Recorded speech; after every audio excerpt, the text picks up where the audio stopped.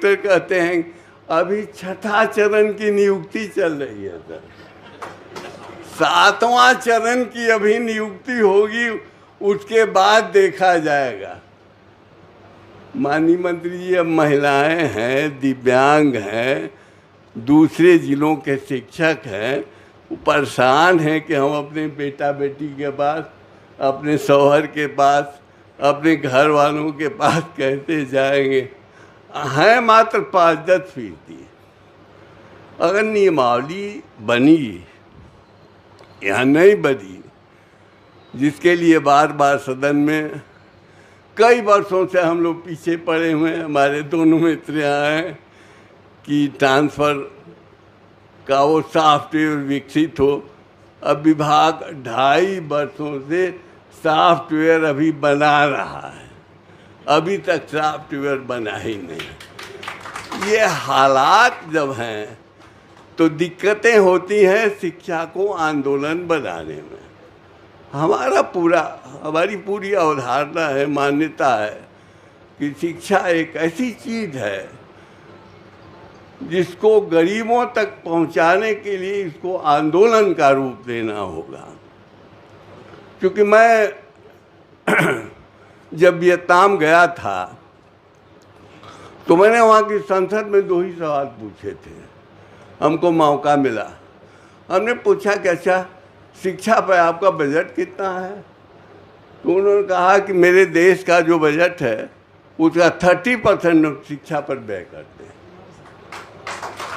हमने पूछा आपने स्कूलों की स्थिति को, शिक्षा को सुधार कैसे दिया? 100% आपके यहाँ साक्षरता है। तो कहा कि हम लोगों ने अशिक्षा को दुश्मन घोषित किया। दुश्मन का माने हुआ कि दुश्मन को आदमी मारता पीटता है, घर से भगा देता है। तो अशिक्षा को दुश्मन मान करके और उसे दूर करने का प्रयास वियतनाम ने किया। अब देश की किसी हिस्से में माध्यमिक शिक्षा पंचायती राज व्यवस्था के अंतर्गत नहीं है। कई राज्यों का दौरा किया हम लोगों ने, और राज्यों की बात है कि बिहार की सरकार ने माध्यमिक शिक्षा को सरकारीकरण का घोषित किया एजेंडा का, short term plan, long term plan, mid term plan. और जब हम लोगों ने बात की, भाई आपने तो खुद कहा है कि हम सरकारीकरण करेंगे, कर दीजिए। तो कहा कि अभी पॉलिसी तय नहीं है, वो तो हम लोगों ने ऐसे ही प्लान बनाया था, लेकिन प्लान अभी एग्जीक्यूट नहीं कर रहा है। तो भाई ऐसे प्लान से क्या मतलब जो निसंतान हो? आप ऐसी शिक्षा व्यवस्था क्यों रखना चाहते हैं जो निसंतान हो? उसको जब बनाया है आपने तो उसको कम से कम संतान तो दीजिए, सही रूप से ले आइए।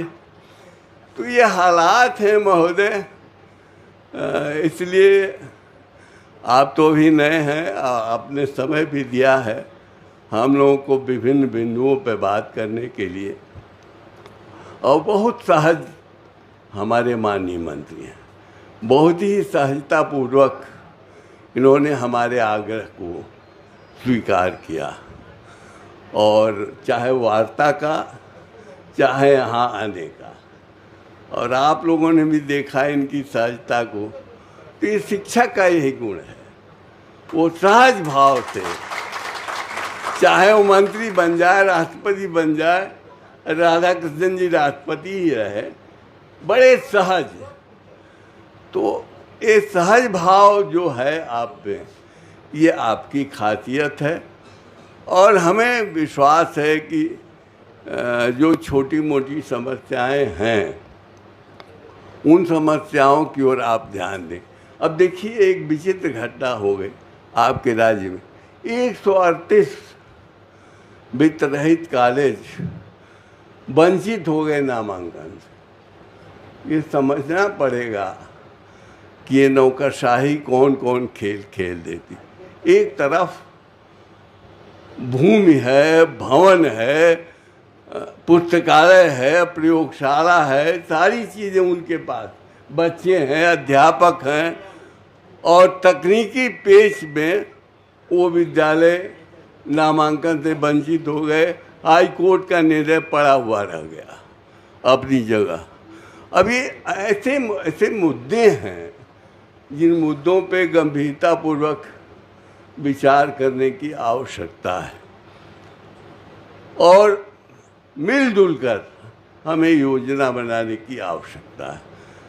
जब मदन मोहन झा प्रधान सचिव थे तो कभी कभी यहाँ सारे अधिकारियों की मीटिंग वो यहीं करते थे, यहीं चले आते थे और वो बराबर बुला के पूछते थे कि ग्राउंड रियलिटी आप लोग बताइए, आप ही लोग ग्राउंड रियलिटी जानते हैं और तब हमको नीति बनाने में सहूलियत होती है।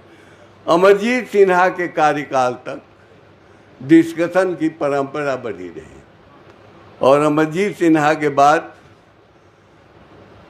डिस्कशन की परिपाटी बंद हो गई, जबकि सरकार का